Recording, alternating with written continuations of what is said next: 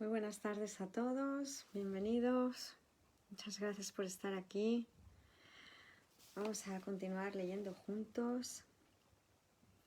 Hoy vamos con el capítulo 12, la edición del curso, en la página 387 de Ausencia de Felicidad.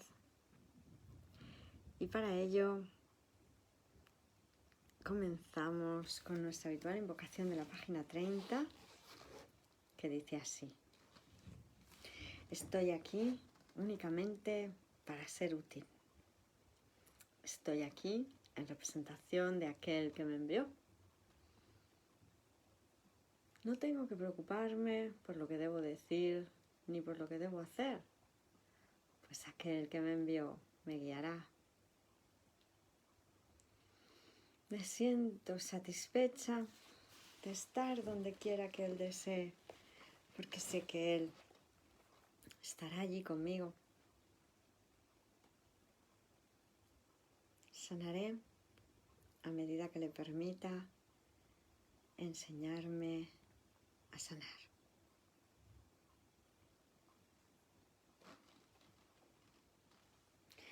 Y le damos las gracias al Maestro Jesús por su dulce, perfecta y amorosa guía.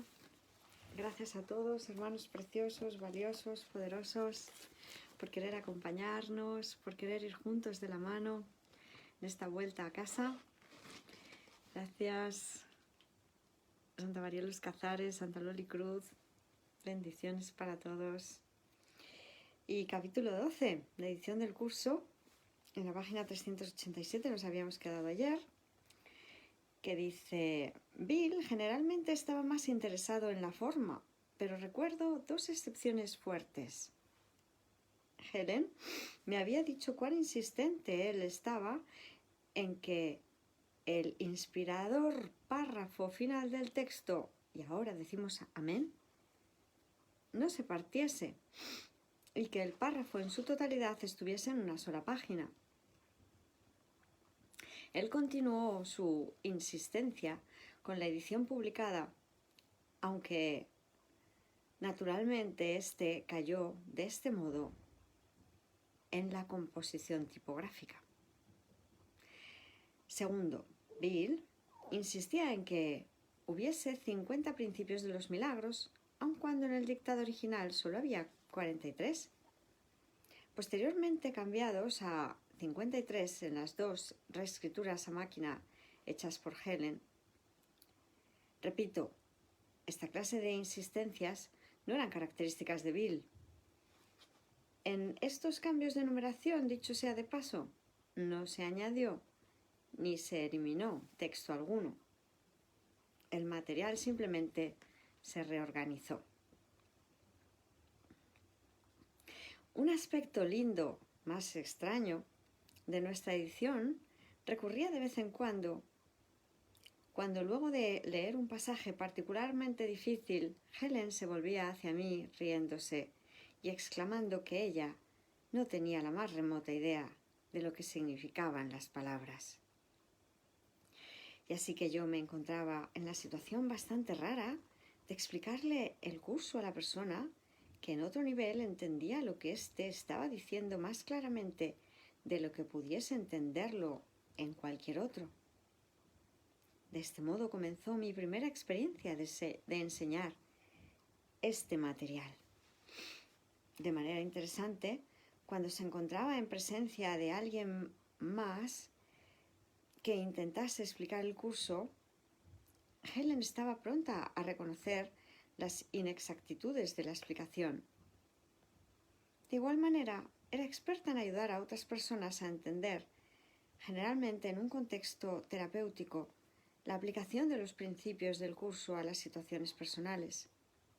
Ella, sin embargo, muy raramente les explicaba a otros lo que el curso decía, directa o indirectamente, excepto en dos ocasiones que yo recuerde.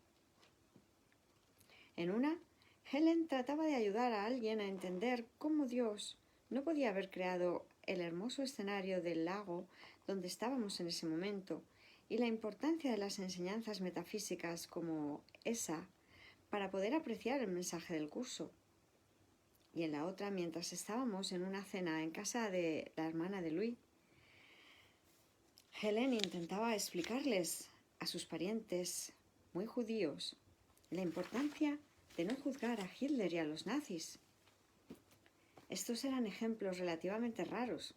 No obstante, pues en general, la ansiedad de Helen sobre el sistema de pensamiento postulado en el curso hacía que ella me dejase a mí las verdaderas explicaciones de un curso de milagros. La división en párrafos, la puntuación y el uso de las letras mayúsculas, las cuales raramente tenían alguna relación con la enseñanza en sí, no obstante, se convirtieron en un importante centro de interés de nuestro trabajo, una cuyas razones obvias era el valor que, como distracción, tenían para Helen. Repito la frase completa. La división en párrafos, la puntuación y el uso de las letras mayúsculas, las cuales raramente tenían alguna relación con la enseñanza en sí, no obstante, se convirtieron en un importante centro de interés de nuestro trabajo, una de cuyas razones obvias era el valor que, como distracción, tenían para Helen. Durante sus 2 escrituras a máquina del texto, Helen le impuso al manuscrito su peculiar idiosincrasia de hacer que los párrafos fuesen de 9 líneas, casi siempre independientemente del contenido del material. Por fortuna, Helen no objetó que los corrigiésemos. Más de un lector ha comentado sobre el uso de los puntos y comas en el curso, los cuales se utilizaban a menudo en lugar de los 2 puntos que hubiesen sido más adecuados. Esta también fue una preferencia de Helen, y a medida que revisábamos el texto, descubrí que Helen tenía 2 filosofías en torno a la coma, excesiva y mínima. No puedo recordar, la negación a veces le sirve a un propósito piadoso, cuán a menudo, cuando Helen repentinamente se decidía por un cambio en la filosofía de la coma bien avanzada a la edición, cuán a menudo yo tenía que volver al comienzo del manuscrito a cambiar las comas. Al final, llegamos a una decisión de usar comas de más, con la esperanza de que esto sería de más ayuda para el lector, que ya tenía que luchar con la dificultad de los conceptos del curso, sin mencionar su frecuentemente complicada estructura de la oración. Al día de hoy, no estoy seguro de cuán congruentes fuimos. Todavía hay algunos cambios que me sentiría tentado a efectuar, como estoy seguro de que muchos estudiantes sienten que se deben hacer también. Sin embargo, el contenido del curso jamás se arriesgó como resultado de nuestra edición.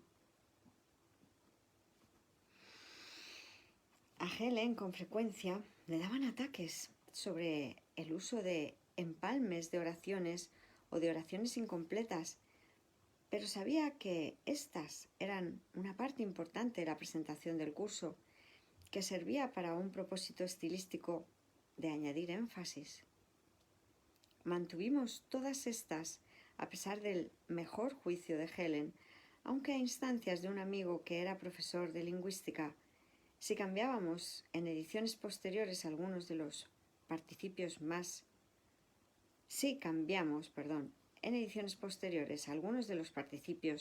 más conspicuamente inconexos. Finalmente, estaba el uso de las letras mayúsculas. Se puede observar una evolución en el estilo de Helen al seguir el curso desde su dictado original en las libretas a través de la primera escritura a máquina de Bill y las subsiguientes reescrituras a máquina de Helen. El proceso culminó en que Helen sentía que cada palabra remotamente asociada con Dios, una leve pero solo leve exageración de mi parte, debía escribirse con letra mayúscula, incluso los pronombres y pronombres relativos. Debo mencionar que si bien aquí Jesús dejó a Helen en libertad de hacer como ella desease, él sí hizo algunas excepciones. Bajo su instrucción específica, todos los pronombres que se refiriesen a él habrían de escribirse con letra minúscula. En los manuscritos iniciales de Helen siempre los escribía con letra mayúscula, como hemos visto, para reflejar la unidad de él con nosotros. Información adicional al respecto más adelante. Jesús le dio instrucciones a Helen de que siempre escribiese el término Hijo de Dios con letra mayúscula para recalcar la inclusión de todos nosotros como parte del Hijo único de Dios, en contradicción a la exclusión del cristianismo tradicional de todos excepto Jesús en la filiación especial de Dios, excepto Jesús de la filiación especial de Dios. Ya, Mini, ya. Gracias. Los pronombres que se refiriesen al Hijo, sin embargo, habrían de escribirse con letra minúscula para recalcar nuestro estado de separación. La excepción, por supuesto, sería cuando Hijo de Dios se refiriese a nuestra identidad como Cristo, donde los pronombres se escribirían con letra mayúscula. Además, Jesús le pidió a Helen que escribiese con letra mayúscula todos los pronombres que se refiriesen a la Trinidad: Dios, Cristo y el Espíritu Santo. De lo contrario, el lector podría no saber siempre a quién o quién con mayúscula se dirigía el término de remisión. En la versión Hughlin, la que estábamos editando, el uso que Helen hacía de las letras mayúsculas era bastante incongruente. Si bien al principio yo traté de convencerla de que abandonase lo que yo creía era el excesivo énfasis estilístico en la divinidad de Dios, pronto abandoné esta infructuosa empresa y terminé diciéndole a Helen que yo usaría la letra mayúscula en las palabras en la forma que ella quisiese, pero que este uso de mayúsculas debía ser congruente. Esto claramente apelaba a su sentido de la lógica y por consiguiente nos dimos a la tarea de escribir las reglas que habríamos de seguir en el uso de la letra mayúscula y que nos ceñiríamos a estas de la mejor forma que pudiésemos. En resumen, esta parte de la edición fue un ejercicio muy valioso en la práctica del importante principio del curso de reconocer la distinción entre forma y contenido, a saber, que es el propósito o el significado lo que le da importancia a la forma, no la forma de por sí. En este caso, el contenido de amor se expresaba en el entendimiento, página 390, que estas manipulaciones menores de la forma no tenían importancia cuando se ponían junto al valor de unirme con Helen. Como dice el texto en sí, y ahora del texto concreto, reconoce lo que no importa y si tus hermanos te piden algo descabellado, hazlo precisamente porque no importa. Niégate y tu oposición demuestra que sí te importa. Es en el tema 12, el epígrafe 3.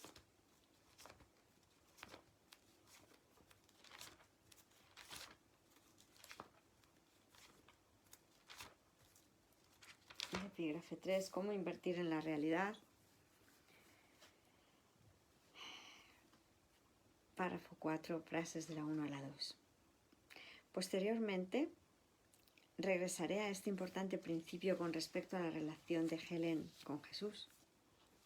Helen también sentía la licencia para hacer los ya mencionados cambios de qué a cuál y viceversa. Un ejercicio que le tomó un tiempo considerable. Otro ejemplo obvio de Helen de controlar su ansiedad por el contenido del curso al centrarse en la manipulación de su forma. También estaba el ejercicio que Helen me pidió que yo realizase cuando descubrió que muchas veces en el curso la palabra saber entre paréntesis conocer, estaba usada en el sentido popular, en lugar de Jesús adherirse estrictamente al significado más técnico de la palabra como sinónimo del estado del cielo. Así pues, por ejemplo, el curso enseña que el espíritu conoce, pero que el ego percibe. Helen pues me pidió que cambiase todos los conoceres, saberes, populares, por otras palabras, y que reservase conocer, saber, para su uso técnico.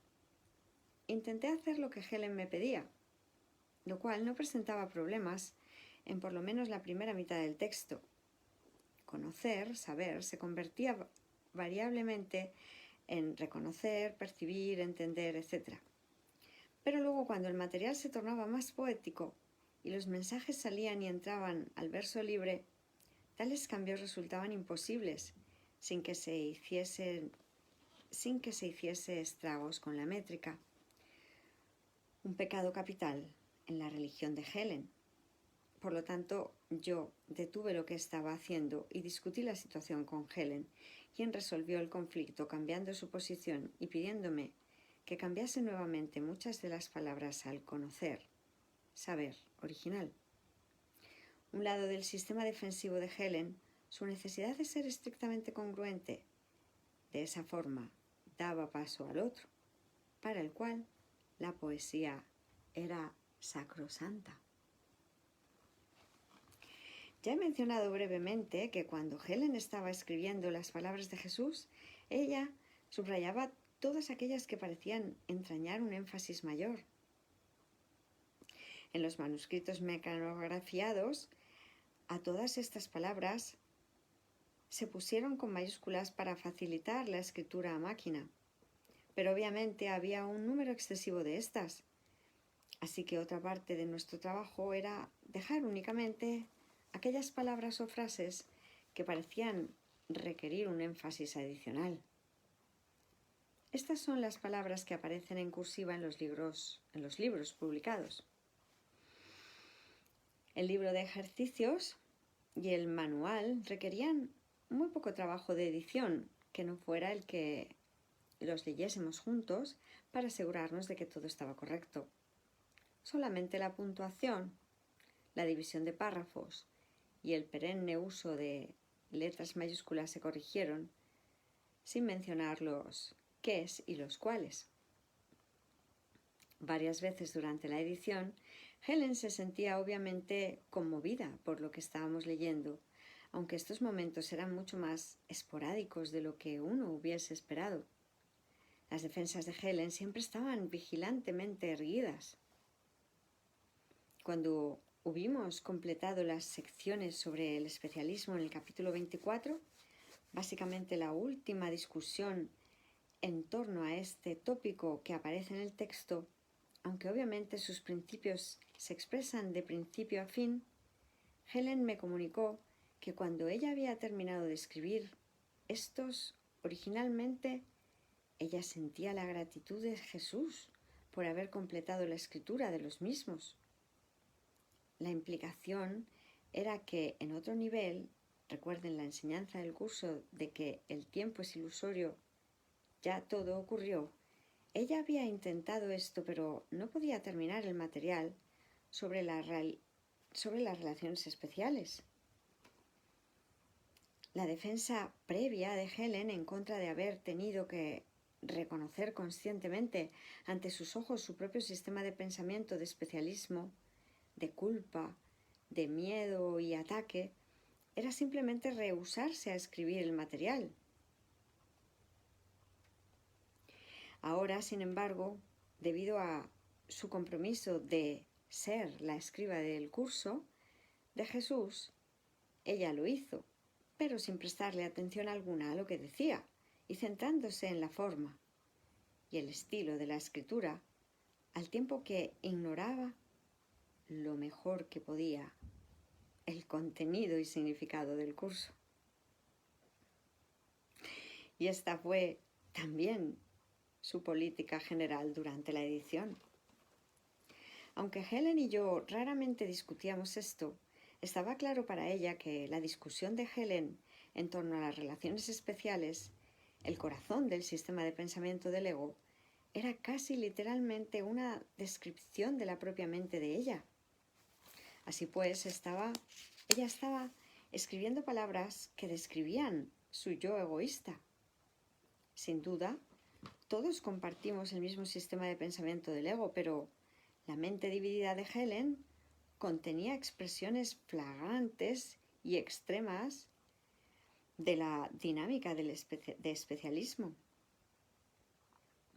Como resultado, la vida cotidiana de Helen era una pesadilla viviente, repleta de ansiedades, fobias y pensamientos de ataque que fácilmente podía ser el tema de cualquier texto clásico sobre neurosis, sin mencionar el modelo para la descripción que Jesús haría del ego. Por otra parte, página 392, por supuesto, la mente de Helen también contenía la expresión extrema del amor de Dios, la cual representaba el lado positivo de la relación con Jesús, de su relación con Jesús. La edición tomó más de un año. Mi recuerdo es que comenzamos casi a finales de 1973 y completamos nuestro trabajo a principios de 1975. Entonces el texto tenía que ser totalmente reescrito a máquina y esto también tomó tiempo.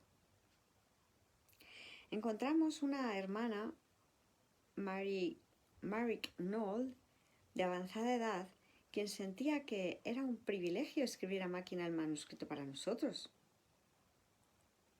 Aunque en efecto encontraba que algunos de los conceptos eran difíciles de aceptar. Una experiencia beatífica, no obstante, cuando ella escribía a máquina el capítulo 15, el cual discutía el instante santo entre otras cosas, puso fin a todas sus dudas, y ella pudo completar el trabajo de mecanografía en un tiempo razonable y de muy buen ánimo. Casi al final, yo, junto con Helen y Bill, comencé a sentir una urgencia por completar nuestro trabajo y por lo tanto una especie de empujón para lograrlo. Finalmente, a principios de la primavera de 1975, teníamos un manuscrito terminado de un curso de milagros que esperaba, no sabíamos qué o a quién.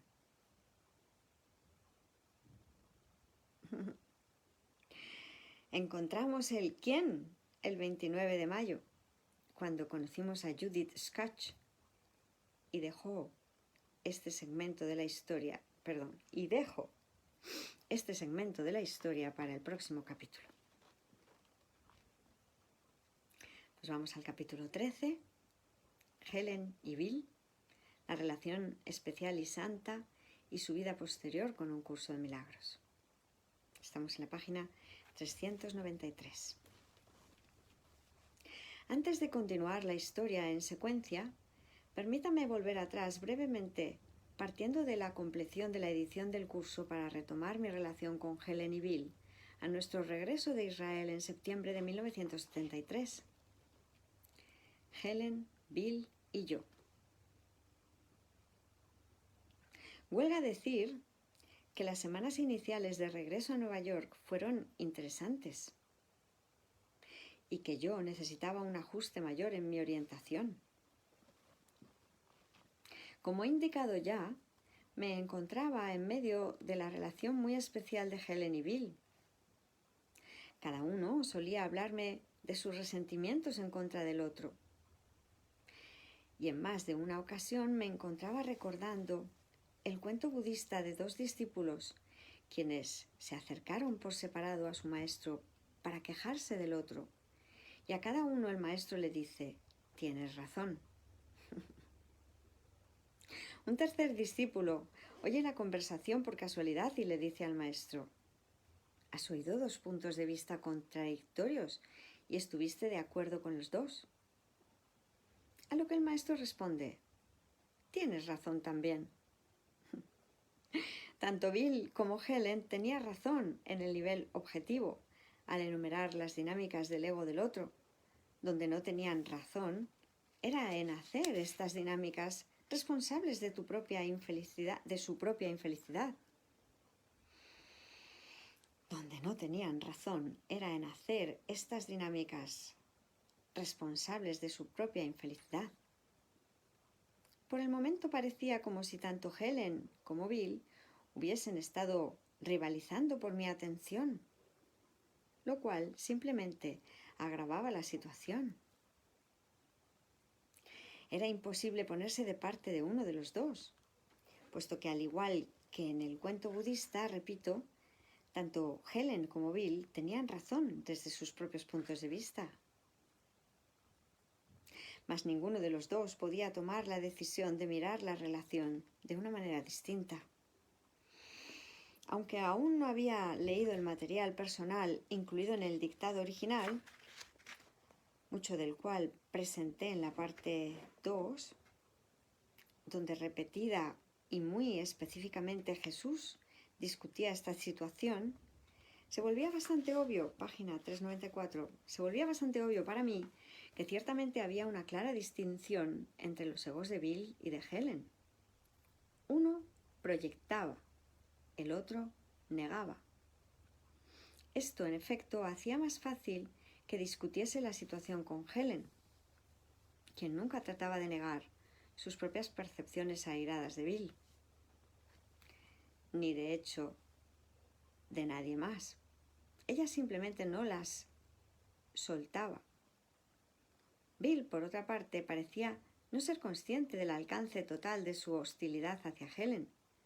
Parecía convencido, una creencia que se reflejaba en las notas del diario que cité en la parte 2, de que si solo Helen hubiese sido diferente, la situación, casi imposible de ellos, se hubiese aliviado grandemente. Una vez más, lo que Bill decía acerca de Helen ciertamente era verdad, como estuvimos de acuerdo muchas veces él y yo. Sin embargo, él nunca fue capaz de aceptar responsabilidad por sus reacciones hacia Helen. Una mañana los tres estábamos en la oficina de Helen, en una atmósfera llena de la acostumbrada tensión a la cual todos habíamos logrado acostumbrarnos. Yo estaba literalmente sentado en medio de ellos a propósito. Helen estaba sentada detrás de su escritorio cerca de la ventana. Yo estaba en mi asiento acostumbrado frente al escritorio junto a la puerta, mientras que Bill estaba sentado en la entrada, de modo que el humo de sus cigarrillos no entrase a la oficina de Helen. Un típicamente airado intercambio tuvo lugar entre Helen y Bill, en el cual los dos estaban uniéndose en igual medida de hostilidad. Los dos se volvieron hacia mí en busca de substanciación a sus posiciones, y en ese momento no tuve otra opción que decir que ambos parecían estar atacándose mutuamente. Bill se indignó ante mi aseveración de que él estaba siendo hostil tanto como Helen y se alejó furiosamente de la entrada hacia su oficina adyacente. Helen se volvió hacia mí y dijo, en efecto, ¿te das cuenta del aprieto en que yo me encuentro? Recuerdo una vez durante uno de nuestros viajes a California, vea más adelante, haberle hablado directamente a Bill sobre su relación con Helen. Bill y yo, dicho sea de paso, éramos madrugadores, a diferencia de Helen y Louis, y por lo tanto pasábamos juntos prácticamente cada mañana del mes, y esperábamos que Helen y Louis se levantasen y comenzasen su día. Me refería a la historia maravillosamente conmovedora de la sanación de una relación del propio Bill en los primeros años de la transmisión del curso, en que Bill había hecho un esfuerzo verdaderamente devoto para pasar por alto la hostilidad de un colega. Con el tiempo, la actitud del colega hacia Bill cambió notablemente y finalmente ambos se hicieron y permanecieron buenos amigos. Le pregunté a Bill si acaso él podría hacer el mismo esfuerzo ahora con Helen, pero replicó casi tajantemente que la situación era distinta. Supe entonces que no debía sacar a colación el tema nuevamente. Más tarde en el viaje, Bill me pidió que me uniera a él para confrontar a Helen en términos de las exigencias de su especialismo. Yo rehusé, no porque las exigencias de Helen no estuviesen repletas de especialismo, sino porque la reunión que Bill proponía no me parecía amorosa, ni creía que habría de ser particularmente útil. Así que Bill jamás pudo aceptar personalmente la enseñanza del curso de que nuestros problemas descansan en la decisión que nosotros tomamos de buscar los resentimientos en otro, de modo que pudiésemos evitar la responsabilidad por nuestro propio deseo de permanecer separados y por consiguiente infelices. Tal como Jesús lo explicó al llegar a un punto del curso, y ahora en concreto de las notas, la ira siempre entraña la proyección de la separación, lo cual tenemos que aceptar en última instancia como nuestra propia responsabilidad en vez de culpar a otros por ello. Estamos leyendo el capítulo 6, las lecciones del amor, en la introducción, las líneas 1 y 2.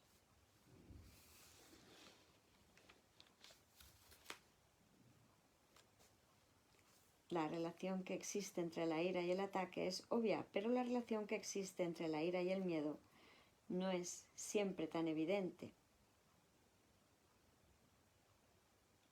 La ira siempre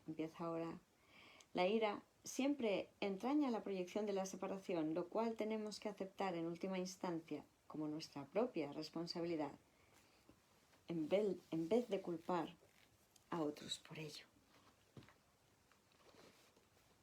Y sigue diciendo San Kenneth Wapnick: por lo tanto, la paz nunca puede llegar hasta que las personas cambien su mentalidad de desear el conflicto, al darse cuenta de que lo único que quieren verdaderamente es la paz. Este es el significado del mensaje básico de perdón del curso, originalmente dirigido a Helen y a Bill. Helen, quien era plenamente consciente de su ira, no podía o no quería soltar sus resentimientos en contra de Bill. Una y otra vez, ella y yo solíamos discutirlos. Yo incluso escribía poemitas de perdón para ella y oraciones para que ella se las dijese a Jesús, pidiéndole ayuda para perdonar. Además, con frecuencia, yo solía orar con Helen y le pedía ayuda a Jesús a nombre de ella para que mirase a Bill de manera diferente. Así que, a pesar de la conciencia de su propia hostilidad y de la contradicción que la postura de ella sustentaba frente al curso, su entendimiento no le servía de nada. Era como si Helen intuitivamente supiese que ella no podía o no quería liberarse de sus defensas y descansaba contenta con esta conciencia. Un incidente sobre todos los demás permanece indeleblemente impreso en mi memoria. No implicaba a Bill específicamente, pero el incidente, no obstante, ilustra la necesidad que Helen tenía de su ira en contra de Bill o en contra de cualquier otra persona. Página 394. Era un sábado lluvioso y Helen y yo no pudimos salir como solíamos hacer. Esta tarde en particular, Helen estaba furiosa con alguien, quien en general a ella no le agradaba, pero en esta ocasión más que de costumbre. Su ira seguía y seguía, y nada que yo pudiese decir o hacer podía convencerla de que la soltara. A medida que el día avanzaba, de hecho, Su ira parecía aumentar. Pero finalmente, después de la cena, la furia de Helen disminuyó lo suficiente como para permitirme sugerirle una posible solución. Tomé prestada la imaginería de la experiencia de Helen con Jesús en la visión de Elohim y le pedí que se imaginase de rodillas frente al altar con Jesús a un lado y esta persona al otro lado. Accedió con renuencia y eventualmente pudo permitir que la presencia de Jesús evaporase la ira y se sintió en paz nuevamente. Poco tiempo después me fui a casa. Al día siguiente, cuando llegué a su casa, Helen me saludó en la puerta con una ira helada que yo no veía en ella con frecuencia y raras veces dirigía hacia mí. «Jamás se te ocurra volver a hacerme eso», me dijo cortantemente. No tenía idea de lo que esto significaba, pero prontamente me explicó que después de haberse acostado pacíficamente, despertó en medio de la noche con una furia tal que casi igualaba su experiencia en Londres muchos años atrás. Si la persona objeto de su falta de perdón hubiese estado disponible, ella literalmente la hubiese descuartizado. Su ira era tan avasalladora que no pudo volver a dormirse y aún estaba experimentando los efectos de ese ejercicio de perdón. Le aseguré que jamás le haría eso nuevamente. Estaba claro que la ira de Helen era necesaria para protegerla de la paz de Dios, que aún era tan amenazante, y yo aprendí a respetar la necesidad de ella. Respetar al ego de Helen fue una lección difícil de aprender para muchos, pues la tentación siempre era grande en aquellos que conocían a Helen, de tratar de hacerla cambiar para salvarla de su propio ego. Recuerdo que durante el último año, los 2 últimos años de vida de Helen, algunos de sus bien intencionados amigos del curso la presionaban para que fuese a California en un intento por sacudirla de su estado de depresión y de aislamiento. Insistían en que ella hiciese el viaje con alguien disponible para cuidarla e incluso la sentaron en un carro frente al volante. Ella no había manejado desde hacía bastante tiempo. Así pues, se hizo el intento de hacerla cambiar de mentalidad al forzar unos cambios en sus patrones de comportamiento. Página 397. Esta imposición de cambios externos sobre una persona inadvertidamente deprecia el poder de la mente que podría elegir de manera distinta, el único poder que verdaderamente podría ayudar a alguien. Helen hizo el viaje con Louis. Yo no pude ir. Y si bien ella sobrevivió las buenas intenciones, su ego también sobrevivió muy bien los intentos de salvarla. Si bien no había duda alguna de que la actitud enjuiciadora y las preocupaciones fóbicas de Helen no le brindaban paz alguna, ese estado era preferible para ella al amor que yacía detrás de sus defensas. Recuerdo al comienzo de nuestra relación a Helen citándome unos versos de Yeats. Pisa con tiento sobre mis sueños. Son sueños, mas son mis sueños. Jamás olvidé esa lección. Y posteriormente discutiré en mayor profundidad cómo Jesús trataba a Helen también en este respecto. El amor es fuerte cuando permite que el ser amado sea débil en presencia de la negación de la mente de su propia fortaleza. La fuerza del amor, como dice el curso sobre el Espíritu Santo, tema 5, 2, 7, de 1 al 4. Vamos a verlo. No exige, no da órdenes, ni trata de confrontar. Capítulo 5, la curación y plenitud. Punto 2. La voz que habla por Dios. Párrafo 7.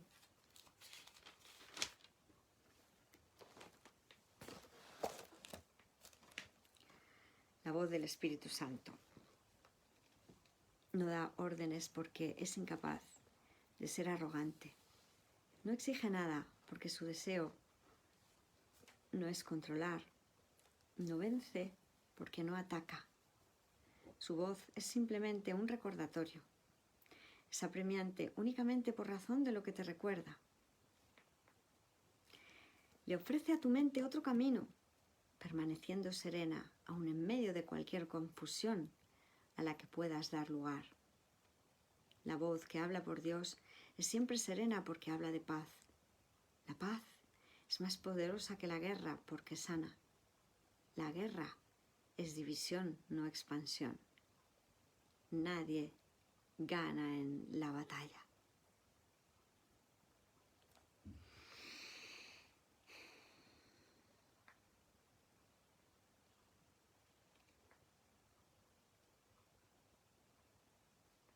No exige, no da órdenes ni trata de controlar. En su amabilidad, solo le recuerda a la mente la fortaleza de Cristo que tiene y que es. De este modo, recuerda el poder de la mente para elegir de nuevo, cuando así lo desee, al saber que el resultado de la verdad es seguro.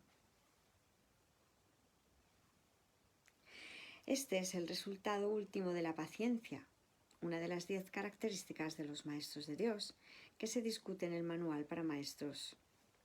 Es la octava, la paciencia, la octava característica. Durante los últimos años de Helen, progresivamente, yo parecía estar en el papel de su terapeuta, puesto que ella confiaba en mí más que en ningún otro. Mas se había aclarado para mí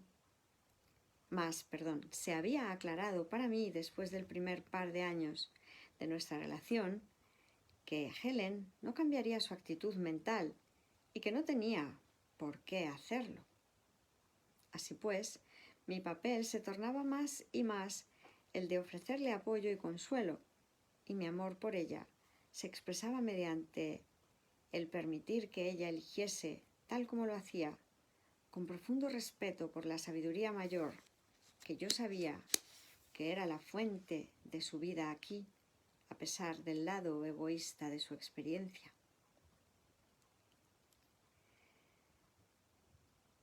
En cuanto a los versos de Yeats, hay una llamada a la 93 que dice: Helen no recordaba estos versos con exactitud. Son del poema de Yeats, Aedo anhela los lienzos del cielo. Y el poema completo dice como sigue: si de los cielos el bordado lienzo poseyera, labrado con dorada y con plateada luz, los azules y los tenues y los oscuros lienzos, de la noche y del día y de la media luz, los lienzos a tus pies yo tendería. Mas siendo pobre, solo mis sueños tengo, y a tus pies yo mis sueños he tendido. Pisa con tiento, pues tú caminas sobre mis sueños. Página 398. Y así, al amar tanto a Helen como a Bill, llegué a aceptar la naturaleza no sanadora de su relación. No sanada de su relación. Repito la frase. Y así, al amar tanto a Helen como a Bill, llegué a aceptar la naturaleza no sanada de su relación. Mis intentos de ayudarles a cambiar en armonía con los principios establecidos en un curso de milagros, dados después de todo para ayudar a inducir a semejante cambio, con el tiempo se convirtieron en amorosos recordatorios. Si bien mi preferencia personal claramente hubiese sido que ellos se perdonasen mutuamente en el mundo de la forma, en un nivel más profundo, su aparente falta de perdón se tornaba irrelevante para la sanación que ya había ocurrido en el instante en que ellos se unieron de común acuerdo en junio de 1965. Una gracia salvadora de todo este periodo, dicho sea de paso, era el agudo sentido del humor que nosotros tres compartíamos. A pesar de la continua tensión subyacente, nos reíamos mucho. Nuestra risa podía, con frecuencia, expresar el propósito último de que estuviéramos juntos. Un amor desmentido con frecuencia por las riñas interpersonales. Al recordar esta época, está claro que jamás hubo duda alguna en ninguna de nuestras mentes de la honradez de que nos hubiésemos unido de común acuerdo. Este reconocimiento siempre le permitió a Helen y a Bill ir más allá de la falta de perdón hacia el amor y el compromiso que constituía el verdadero vínculo de la relación. Y eran este compromiso y esta fidelidad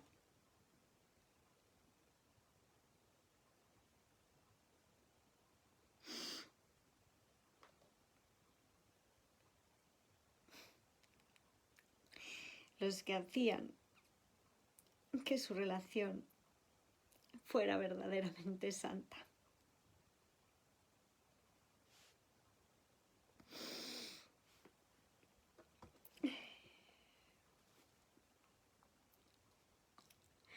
Pues si os parece bien, hermanos milagrosos, lo vamos a dejar hoy aquí.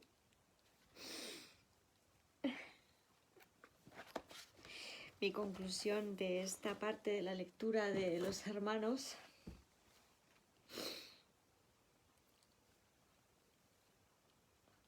es que lo que Jesús nos pide es que nunca tiremos la toalla con los hermanos, aunque parezca que hay momentos de hostilidad en las relaciones, que sigamos adelante, que si le dejamos, el Maestro Jesús está ahí para bendecirlas y sanarlas, que no tiremos la toalla con los hermanos, que no nos separemos, que el compromiso tiene que ser firme, porque tiene que ser total. No sirve de nada cambiar de pareja, cambiar de amigos, cambiar de personajes, porque si no aprendo a vivir en paz y en armonía con todo el mundo, no he aprendido a aplicar el curso de milagros. O sea que ánimo para todos, inspiración para todos, porque el Espíritu Santo está aquí. Yo doy fe, aparentemente, en la ilusión de mis relaciones. Y claro que es posible sanarlas todas, absolutamente todas. Gracias de todo corazón. Con el perdón, todo es posible, aun cuando el otro parezca no querer, porque solo lo parece. Pero como bien hemos visto, la paciencia infinita trae resultados inmediatos. De verdad que pareciera que este aspecto de la mente ha vivido situaciones donde parecía que el hermano no quería perdonar, prefería tener razón. Incluso cuando se nos ha señalado con el dedo directamente, es por ti, es tu culpa si tú no hicieras, si tú no dijeras. No importa. Se puede estar en paz y solo se nos pide eso para que el Espíritu Santo nos pueda guiar. Y de verdad que es impresionante. Es impresionante la diferencia que hay, porque lo sabréis por esa experiencia de cuando tienes miedo en la situación o cuando la está guiando Él. Es impresionante la diferencia. No hay color. El contraste de verdad, como nos enseña Jesús, resulta evidente. De vivir la experiencia con Jesús de la mano, que la vive Él por ti, que te está diciendo ahora te aquietas, ahora no digas nada, ahora di esto, ahora simplemente escucha, ahora simplemente acoge, ahora lo que sea más útil para ambos, porque Él sabe hablamos de Dios. Por lo tanto, de verdad y de todo corazón, es posible. Es posible. Ayer, por ejemplo, Santa María, mira, de verdad, te lo digo de todo corazón, muchos de vosotros habéis visto un vídeo en el que yo había perdido completamente la cabeza, en el que yo estaba a punto de tirar la toalla con mi santa hermana Julia, de irme de su aparente casa, que parece compartir conmigo amorosamente, cuando no parece que esa sea la voluntad de Dios, quiere que caminemos juntas, y yo me había dejado llevar por el ego y había pensado precisamente que era desesperante su aparente, ilusoria e inexistente falta de perdón. Y tras pedir ayuda a todos mis hermanos, pues conseguí también, porque Santa Julia también quiso, aunque después de terminar nuestra conexión ella aparentemente volvió a dejarse engañar por el ego de cómo había ella ilusoriamente caído en la trampa y se había dejado grabar. Pues gracias a que yo, en este caso, este aspecto de la mente hizo el firme propósito de no vuelvo a entrar ahí, he salido, y la única manera de ayudar a mi hermana a salir es quedarme yo en la paz, es la única manera. De verdad, aunque pareciera que su ego se había vuelto todavía más virulento y ahora me decía cosas del tipo de que no, y le has tendido una trampa, hay que ver qué retorcida eres. No importa las ilusorias barbaridades que parecían estar saliendo de su boca.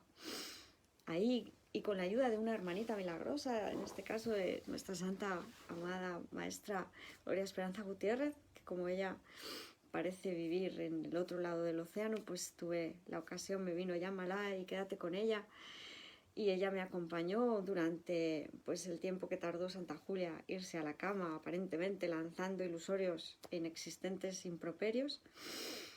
Yo decidí con Santa Gloria quedarme en la paz. Y fue maravilloso comprobar cómo sí que en esta ocasión, como la apuesta por la paz era firme, daba igual que mi santa hermana siguiera no, porque tú, porque tal, porque cual, ni a ti ni a ella les hago caso y no sé qué. No importaba. Habíamos decidido verla en santidad. Lo habíamos decidido. Y eso era lo único importante. Lo único importante. De verdad, de todo corazón. Y ahí pude verlo. Y a la mañana siguiente, como me acosté feliz de saber que no tenía por qué volver a tirarme al campo de batalla, me desperté feliz. Y fue maravilloso ver cómo esa felicidad, aunque mi hermana se levantó aparentemente todavía enredada con el ego, fue haciendo progresivamente que ella fuera permitiendo que el ego soltara la presa que tenía hecha en ella, porque fue su decisión. Progresivamente, tardó aparentemente tiempo, pero finalmente cedió ante la evidencia de que solo el amor es real y de que solo tiene sentido amarnos. Porque de verdad que el sufrimiento es agotador, cansa. Nadie es capaz de quedarse mucho tiempo en un campo de batalla tan atroz ilusoriamente. Y dice Santa María, pero me reconocerás que es un esfuerzo titánico. Bueno, es que aquí está la clave. Vamos a ver, cuando aprendemos a hacer esto, venga, a ver, Espíritu Santo, porque aquí las palabras realmente son tres: responsabilidad, humildad y mansedumbre.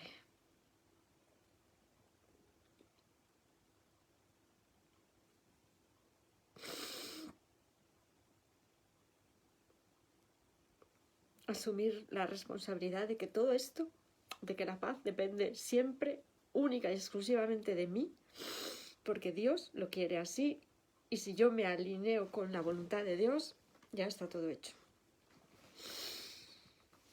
Humildad porque el ego va a insistir, claro que sí. Y ahí es donde dices que parece ser un esfuerzo titánico. ¿Por qué? Pues porque el ego quiere, cuando ya el aparente ataque parece ser muy evidente, dice, oh, estaría justificadísimo que tú hicieras lo mismo, ¿no? Pues no, nunca está justificado. Nuestra ira, nuestro ataque,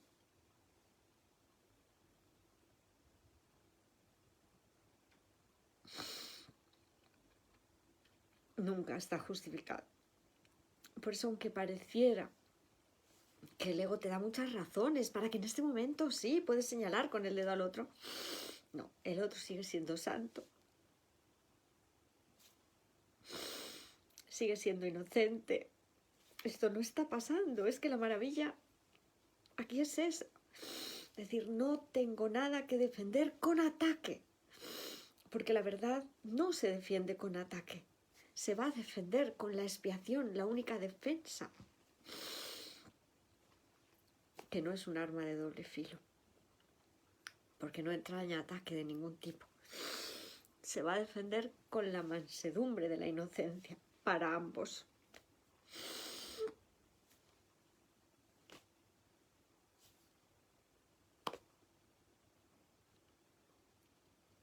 Y os reconozco que yo he pasado ilusorios meses con mi santa hermana Julia, desde antes de venir a convivir con ella, en donde había mucha voluntad por parte de ambas de querer hacer muchas cosas aparentemente juntas, inspiradas por Jesús, y de que esto fuera una empresa de colaboración amorosa y productiva, pero que entrábamos en ese ilusorio conflicto de que parecía que mi santa hermana Julia, cuando llegaba el momento de perdonar algo que su ego le había dicho, pues entraba en ira, y entonces pasábamos horas ilusorias donde aquello se volvía aparentemente virulento. Lloro de emoción, santallida de felicidad, porque hemos terminado de leer la parte de ausencia de felicidad, donde Jesús, a medida que lo estaba leyendo, me estaba hablando de que no decaigamos, de que si incluso San Kenneth Wapnick creyó que no iba a poder ayudar a San William y a Santa Helen a sanarlo todo, es un error. Yo tengo la demostración perfecta de que sí se puede. Y de hecho, ayer mi santa hermana Julia, en otra circunstancia, yo veía que mi ego intentaba, ¿no? Porque pareciera que mi santa hermana, pues cuando estamos pasando a máquina, estamos escribiendo la parte del compendio de las notas, ¿no? Que como ya hemos hecho las traducciones, pues lo estamos pasando a máquina para que quede todo cuadrado y que quede todo en castellano ya y que lo podamos compartir con los hermanos. Y mi santa hermana Julia, cuando el ego le ofrece que aquí no te sale lo que quieres poner, que si quieres el margen de arriba y se te ha borrado y el programa te está haciendo cualquier conflicto ilusorio cuando se está haciendo algo de informática, el ego le ofrece que hay un descontrol ahí, que ella no lo entiende, y hace que mi santa hermana, aparentemente en la ilusión y de forma inexistente, parezca perder los papeles y que su ego se vuelva virulento y ella se deja llevar, aparentemente.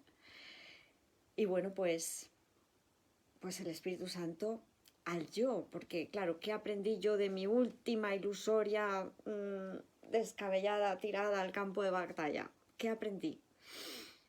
Pues que me tengo que ir parando más y más. Que no es solo, en muchas ocasiones, o por lo menos en mi caso ha sido así, que ya quieres la voluntad de que todo vaya bien, sí, pero aquíétate y vuelve a aquietarte y vuelve a aquietarte y vuelve a aquietarte y ten claro qué hay que decir o no decir. De verdad que el trabajo en mi caso, y os lo comparto porque creo que puede serle útil a muchos hermanos, es ese. El trabajo es, me vuelvo a quietar. Hicimos la invocación. Le dije, Santa Hermana, hacemos esta invocación, la del capítulo 18, en la que le pedimos que esté más cuerdo de los dos en el momento en que se prevea la amenaza. Deseo que este sea un instante santo para mí, a fin de compartirlo con mi hermano, a quien amo. Es imposible que se me pueda conceder a mí sin él o a él sin mí, pero nos es totalmente posible compartirlo ahora. Elijo, por lo tanto, ofrecerle este instante al Espíritu Santo para que su bendición pueda descender sobre nosotros y mantenernos a los dos en paz. Y fijaos que hicimos esta invocación y mi hermana pues todavía parecía que seguía sintiendo la hostilidad. No importó. A mí se me dijo, quédate, que ella sienta que estás ahí, que la acompañas. El ego en mí que iba a intentar hacer, pero hay que ver, ya estamos otra vez con lo mismo, es que esto siempre se repite, bla, bla, bla. No, todos esos pensamientos se van entregando en ese momento, por mi parte. Y solo en el momento en que me dice Jesús, ya, dile esto, se lo dices. Y fue todo siendo llevado para que ella, aunque parecía que le llevaba tiempo y que le costaba trabajo, finalmente dijo, sí, es verdad, ya estoy mejor. Y finalmente aceptó el perdón. Y fue maravilloso. De verdad que sí. Porque con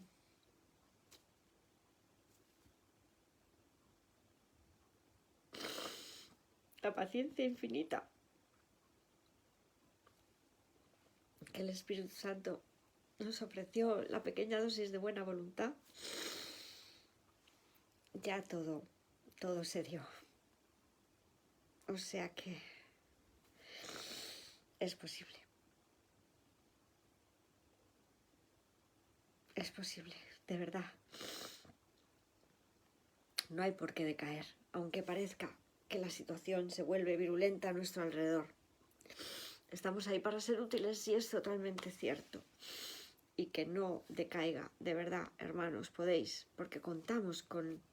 Es Dios. Es Dios mismo el que está ahí, el que sabe qué palabras usar, qué gestos hacer, pero requiere de ese me aquieto. Me aquieto. Me aquieto. Santa María dice, sí, pero Julia está muy metida en esa toma de pensamiento, pero cuando lidias con alguien que es antagónico a todo esto, bueno, pues fíjate, aquí de verdad todos podréis ver, porque a mí el ego me dice, oye, pues con lo metida que está en todo esto, ya podría ella aplicarse el cuento, ¿no? ¿Y por qué no? ¿Y por qué no lo hace? Precisamente ella sabe cómo perdonar, lo lee continuamente. Y luego cuando llega el momento parece que aparentemente se deja llevar por la locura. A mí el ego me dice, sería más fácil con alguien que no supiera de nada el curso, porque con alguien que no sabe del curso, pues tú simplemente te vuelves flexible, escuchas al Espíritu Santo y haces lo que se te diga. Pero cuando una persona parece saber del curso, se supone que tiene que poder aplicarlo. Entonces, por ejemplo, a este aspecto de la mente, le es más fácil estar con hermanos que están en estado de virulencia sin que sepan el curso que con hermanos que parecen saber del curso. Porque realmente es ese trabajo de ofreces y te esperas pacientemente. Ofreces y te esperas pacientemente. Y vuelves a ofrecer y te esperas pacientemente. ¿Qué pasa? Que luego cuando aparentemente los hermanos conocen el curso, te dice, oye, no lo está aplicando. Oye, mira, que tendría que estar diciendo esto y no lo está diciendo. Oye, mira, que podría aceptarlo y no lo quiere aceptar. Oye, mira. En cambio, con los hermanos que aparentemente no conocen el curso, pareciera que es más fácil no tener expectativas de que lo acepten. Y en cambio, cuando conocen el curso, aparentemente, pareciera que podríamos sentirnos tentados a esperar que lo acepten, cosa que es un error también. Porque nuestro papel es ofrecerlo y quedarnos en paz, siendo conscientes de que hay un momento en el tiempo donde ya lo han aceptado. Y ver ese momento ahora, que mi hermano ya ha aceptado los milagros. Todos, porque el Espíritu Santo en el hermano los ha aceptado por él.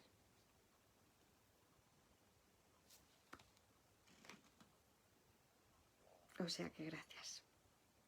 Sí se puede. Sí se puede. Sí se puede. Podemos juntos. Podemos estar en paz.